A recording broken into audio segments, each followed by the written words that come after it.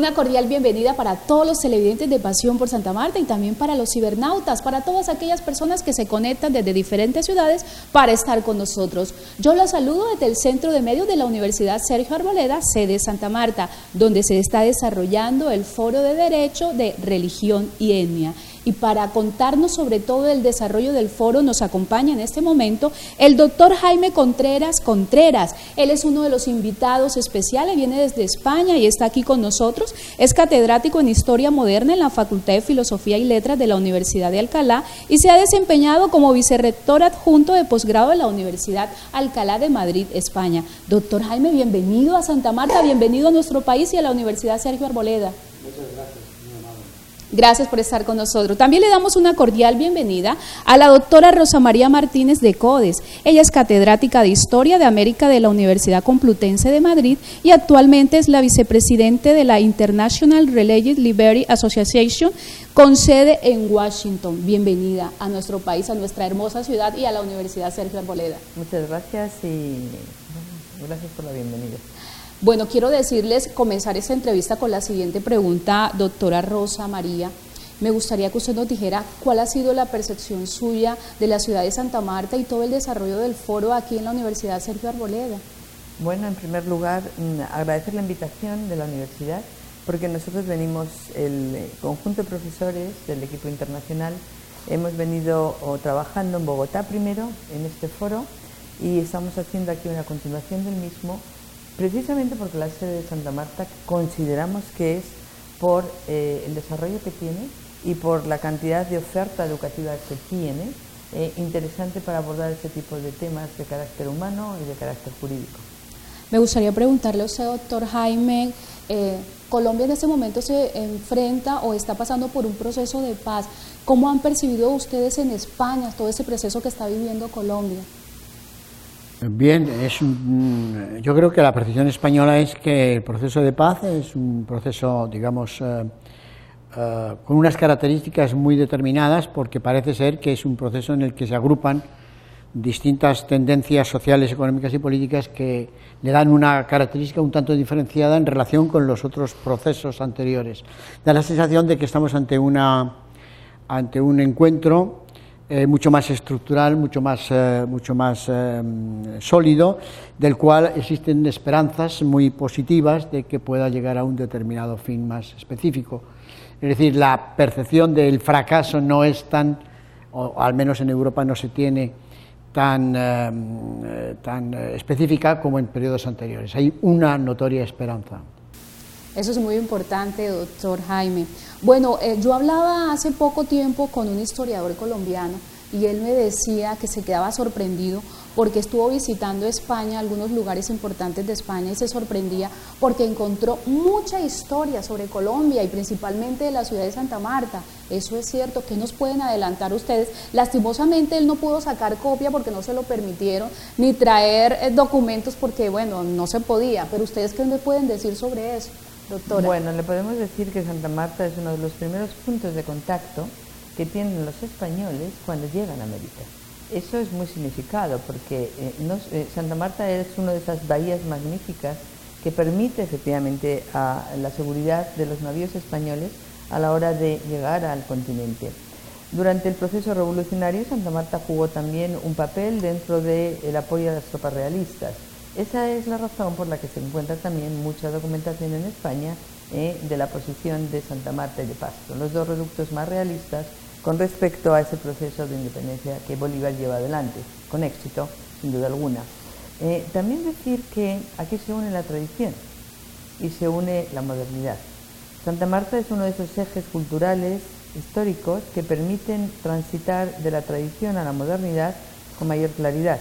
Y eso es muy importante, porque ustedes tienen una herencia a la que tienen que cuidar, tienen una herencia que tienen que preservar. Y creo que su aporte al conjunto del pasado de este país y del presente y del futuro está en ese conocer la historia para mantenerla viva. ¿Cuál es el propósito, doctor Jaime, de ustedes con este foro de Derecho y de Religión y Etnia? ¿Qué quieren plasmar en los estudiantes? Bueno, en primer lugar, este es un foro que es el resultado de unas conversaciones que hemos mantenido la doctora Martínez de Codes y yo mismo, con el rector de la universidad, Rodrigo Noguera, que tiene una especial vocación para desarrollar unos encuentros con distintas universidades españolas. Es decir, la Universidad Sergio Arboleda está en un proceso muy evidente de internacionalización, del cual España forma parte sustancial. Derivado de esa estrategia específica de la Universidad Sergio Arboleda es la determinación de este foro. Este foro, que en principio y percibimos como que es un primer inicio de una serie de encuentros que vamos a mantener en el futuro. Se trataba, en este caso, de empezar a establecer algunos elementos que la investigación, que nuestros equipos de investigación tenían en España, y trasladarlos a una perspectiva iberoamericana y más específicamente colombiana. Se trataba de entender el problema de la libertad religiosa en un contexto de derecho, de religión, y además, en el caso de Santa Marta, de etnia, no solamente Santa Marta, sino también el espacio colombiano.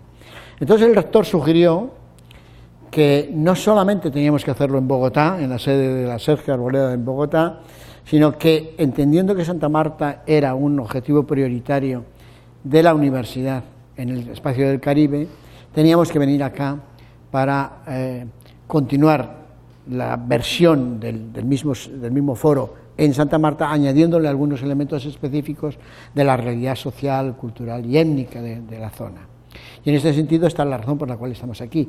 Es un primer encuentro hispano-colombiano en este espacio de derecho, etnia, religión, libertad religiosa. ¿Qué cree usted que puede producir este foro en los estudiantes?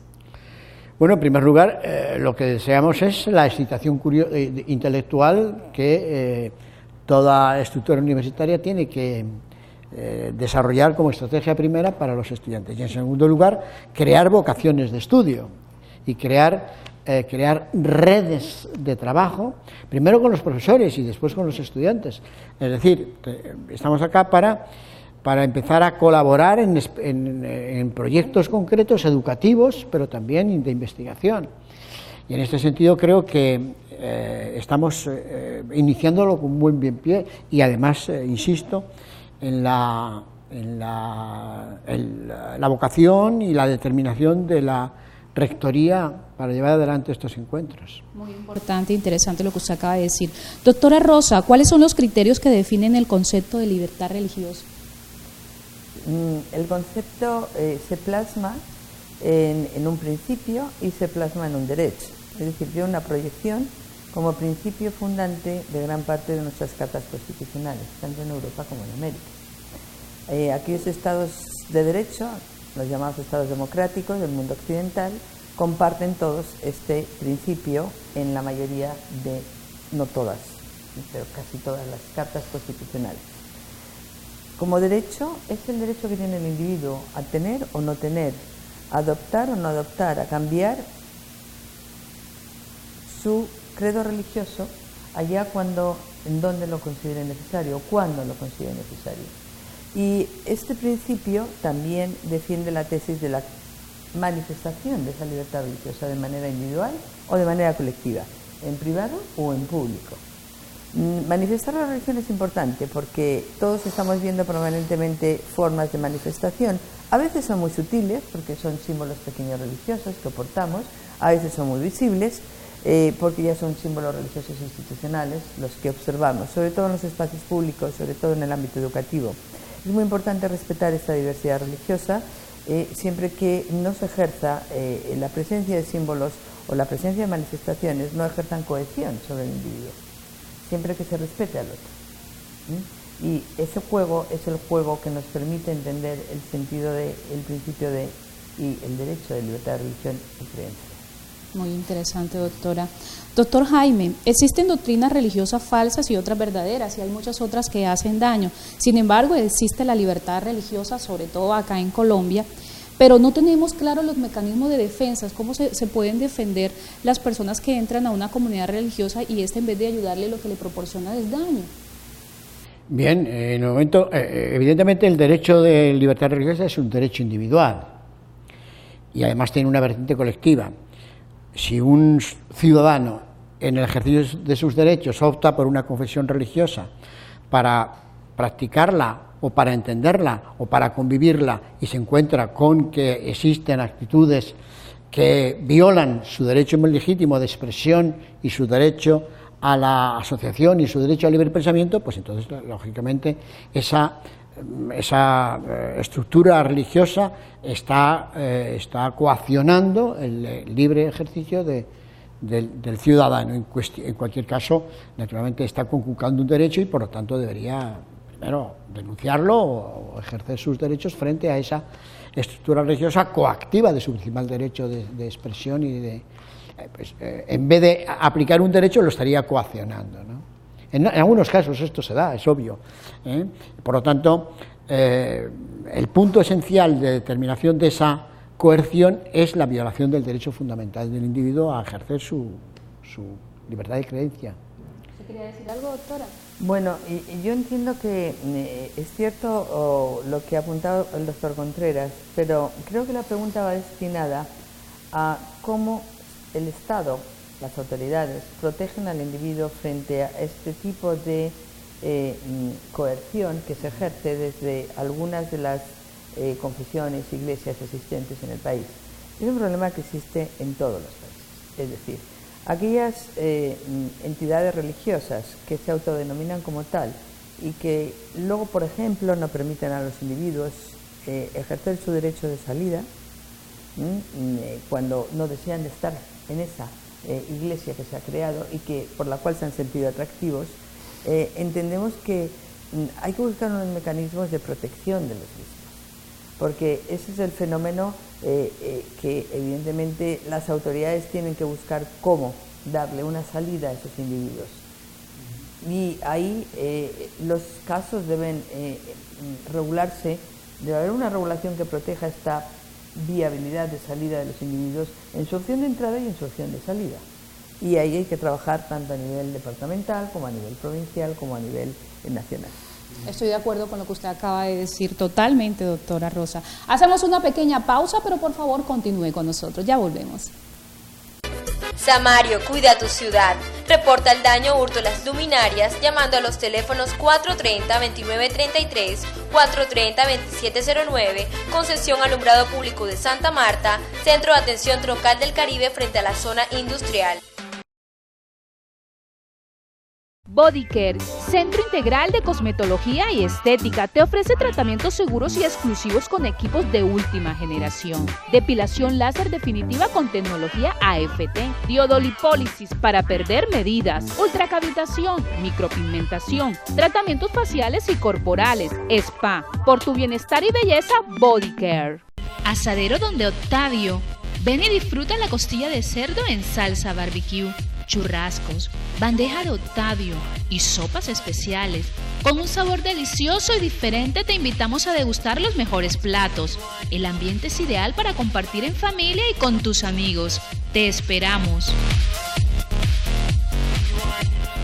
El buen gusto y la calidad se definen en Boutique Apache, un lugar donde encontrarás una gran variedad de productos en cuero fino para damas y caballeros, ideal para todas las ocasiones especiales que se acercan. Te ofrecemos Plan Separe, recibimos todas las tarjetas de créditos, disfruta de nuestros descuentos y promociones. Boutique Apache. Desde hace 50 años, cuando inició sus labores académicas, la Universidad del Magdalena ha venido trabajando por la acreditación institucional, convirtiéndose en una meta que hay que alcanzar para potenciar el avance de la universidad. Porque lo que se busca acreditar hoy no es solo la universidad del presente, es la historia de nuestra alma mater. Vamos por la acreditación institucional. Universidad del Magdalena. Despierta el sentido del gusto y el olfato en Comidas Rápidas La Carreta, el lugar ideal para disfrutar el verdadero sabor de la comida con tu familia y tus amigos. Taller Leo Cars te ofrece los siguientes servicios: mecánica en general, reparación de motores, suspensión, frenos, bombas y direcciones hidráulicas. Te esperamos, Taller Leo Cars. Tabón te invita a que hagamos de Santa Marta la verdadera perla del Caribe. Como Santa Marta, ninguna. Es natural, el amor que sentimos por la tierra que nos vio nacer. Davoon.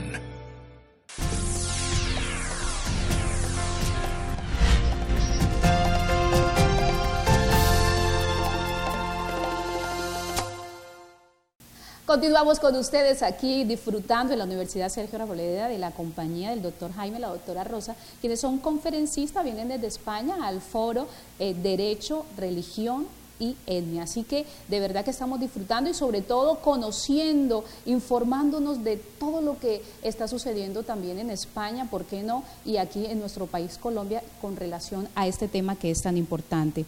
Bueno, doctor Jaime, a mí me gustaría preguntarle, hay organizaciones que se amparan bajo el humanismo y otras similares. ¿Pueden recibir el mismo estatus jurídico que las instituciones religiosas? Bueno, el derecho de libertad religiosa ampara no solamente la creencia, sino también la creencia en una determinada confesión religiosa, sino también en determinadas entidades que pueden ser definidas como filosóficas o humanistas o de otro tipo, porque el derecho de libertad religiosa también ampara el derecho de conciencia y el derecho de creencia, el derecho de pensamiento, y por lo tanto una persona en el ejercicio de su derecho de libertad religiosa puede adscribirse a una confesión o a una agrupación de naturaleza filosófica o a una agrupación de carácter humanista o de carácter, no sé, de otra estructura, podríamos decir, de naturaleza menos estrictamente religiosa. Por lo tanto, no hay ningún problema en ese sentido. La religión exige también, no excluye la asociación en otro tipo de creencias filantrópicas, humanistas, filosóficas, etc. ¿Usted está de acuerdo, doctora Rosa? Porque es que la ley es clara. Por ejemplo, acá en Colombia dice organizaciones religiosas, pero ya estamos hablando de organizaciones humanistas y hay otras que son totalmente diferentes, pero se acogen a esas leyes. ¿Es justo? Usted se refiere al reglamento, a la ley 133. Claro. Sí, claro. Bien. Es cierto que aquí en Colombia la ley protege específicamente en su articulado lo que son las confesiones religiosas. No menciona las humanistas o no teístas. No menciona la increencia, podremos decirlo así. No menciona específicamente aquí en Colombia esa protección aquellos que son agnósticos, que son ateos, aquellos que han optado por no tener un credo religioso y sin embargo tienen una tradición espiritual a la que pertenecen o por la que se rigen sus vidas y su cosmovisión. Yo entiendo que de la misma manera que esa ley no tiene una protección específica sobre las creencias no religiosas, sí es cierto que en el marco internacional, los tratados internacionales, cuando hablan de libertad de religión y de creencia, la creencia se entiende por precisamente esta dimensión en lo que no entra dentro del fenómeno religioso, lo que no entra dentro de la etiqueta religiosa. Y por lo tanto, aquellas asociaciones de carácter humanista, de carácter no teísta, están dentro y tienen la protección del derecho internacional. Y eso implica que ustedes, como tienen efectivamente recogido en su derecho constitucional el cumplimiento de los acuerdos internacionales, también se deben sentir obligados en ese sentido. Bueno, esa pregunta quiero hacérsela a los dos. ¿El juicio político religioso contra Jesús fue legal para esa época? ¿El juicio político religioso contra Jesucristo fue legal para esa época, doctora? El juicio... Sí, que le hicieron a Jesucristo cuando lo crucificaron. ¿En ese tiempo fue legal para esa época? ¿Usted qué opina? Según la ley romanesa. ¿Sí? ¿Usted qué opina, doctora? Yo estoy de acuerdo con el doctor, sí. Hay que pensar, yo no me quiero meter en un problema complejo con respecto a... usted habla del juicio político religioso, utilizando una terminología que quizá en aquella época no tenía esas connotaciones. Pero sí podríamos hacerla extensiva. Podemos hacerla, es decir, ese juicio hay que entenderlo dentro de la contextualización jurídica, cultural en el que se produce. Claro. Es decir, hay que entender que primero fue acusado no ante la ley romana, sino ante la ley judía. Y la ley judía, como un ordenamiento entre comillas menor dentro del marco jurídico de la legislación romana, interpretó que las acusaciones contra Jesús deberían entrar en el marco jurídico del Estado romano o de la institución romana y transfirió la jurisdicción hacia el Imperio Romano. En ese caso la autoridad legal era el procurador Poncio Pilatos, ¿no? Y el cual, ante ese hecho y después de haber analizado quizás someramente las acusaciones sobre la figura de Jesús, decidió no actuar y transferirlo a la jurisdicción a la jurisdicción del Sanedrín judío. ¿Usted está de acuerdo que entonces sí era de la época? Bueno, hay que entenderlo en el contexto de la época, obviamente. Hay que entenderlo en el contexto de la época. Y hay que pensar que la dimensión judía de la personalidad histórica, del tratamiento histórico de Cristo, es muy interesante y no la podemos perder de vista. Es decir, las raíces judío-cristianas de lo que entendemos hoy en día por nuestra religión. Doctora Rosa, ¿las minorías religiosas tienen derecho a reclamarle al Estado un trato igualitario con respecto a la Iglesia Católica? Es una muy interesante pregunta porque precisamente esta desigualdad de trato, sobre todo en aquellos países que procedemos de una herencia católica, en nuestra tradición, como es prácticamente toda América Latina, por los orígenes y la tradición común compartida con España, implica por qué las minorías religiosas deben recibir un trato equitativo con respecto a sus peticiones. El término no es igual, el término es en función de la existencia que tengan dentro del territorio nacional. Es decir, es evidente que no se le puede dar el mismo, voy a poner un ejemplo muy sencillo, la misma alimentación a una persona que tiene una determinada estatura, una determinada edad y un determinado peso, que a un bebé de 2 años. Es decir, la correspondencia exige, la equidad en el trato, exige darle aquello que es oportuno y necesario para ese desarrollo. Las minorías religiosas necesitan, evidentemente, en todos los países, tener sus representantes legales y tener su visibilidad social para poder desarrollar todas aquellas necesidades, demandas que tengan de carácter religioso, de carácter social, que la tienen, y la labor importante que están realizando con Colombia es muy significada.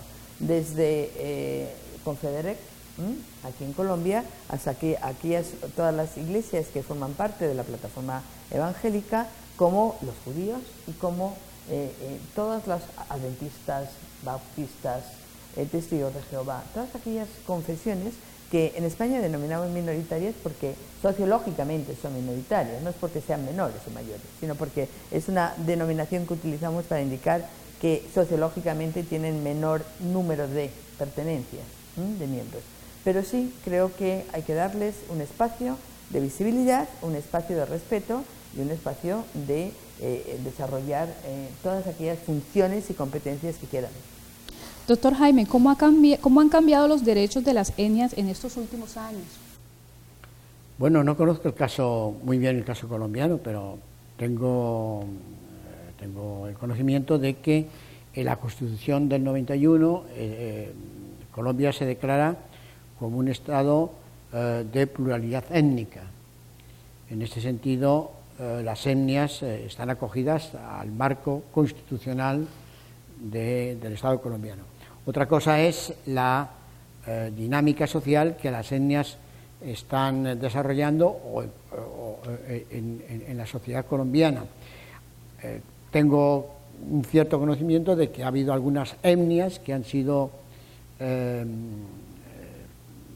sufrido el acoso o han sufrido las consecuencias derivadas del conflicto de algunos movimientos como las FARC o como el ELN o los paras militares, que de alguna manera empujados por el conflicto, ha habido desplazamientos de determinadas etnias. Y no solamente desde el punto de vista de los grupos armados, sino en algunos casos ha habido ciertas incidencias desde grupos económicos poderosos que han entrado a operar en territorios de resguardos indígenas sin los criterios, que están delimitados por el derecho. En ese sentido creo que las etnias están sufriendo determinadas agresividades, lo cual no quiere decir que, por otro lado, en algunos casos ha habido unas ciertas desproporciones en el trato que han recibido por parte de algunas determinadas autoridades. Lo que quiero indicar es que una cosa es el ejercicio operativo de la Constitución y otra cosa es cómo ese derecho se realiza en la práctica. Pero también hay que indicar que la protección de las estructuras jurídico-institucionales es una realidad sobre estas etnias, ¿no? De alguna manera hay un grado de proporcionalidad, entre comillas, preferente para que esas etnias no solamente mantengan sus estructuras, sino que las desarrollen en un plano de pluralidad y de diversidad que reconoce la Constitución colombiana. Muy importante, doctor, lo que acaba de decir. Doctora Rosa, ya para terminar, ¿cuál cree usted que son los obstáculos que en derecho que no les ha permitido desarrollarse, por decirlo así, a las etnias a nivel latinoamericano? Es una pregunta muy interesante. Obstáculos en derecho que no han permitido a las etnias desarrollarse en el ámbito latinoamericano. Son múltiples los obstáculos que no les han permitido desarrollarse. En primer lugar, el nivel de conciencia.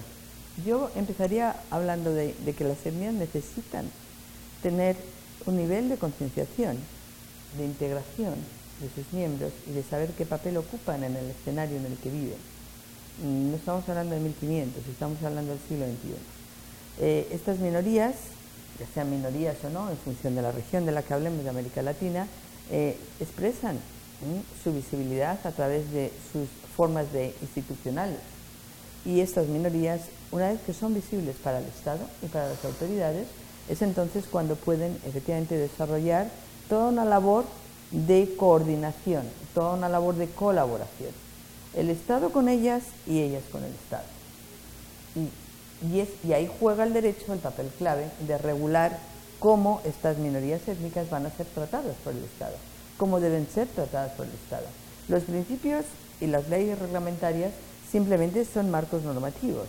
Ahora bien, luego toca a la comunidad política, a los representantes de esa comunidad política, a las autoridades departamentales y locales, el desarrollar esos artículos, esa regulación, el llevarlo a cabo, el proteger a las etnias, el garantizar su seguridad, que es el primer ejemplo que hay que poner, garantizar la seguridad de los miembros.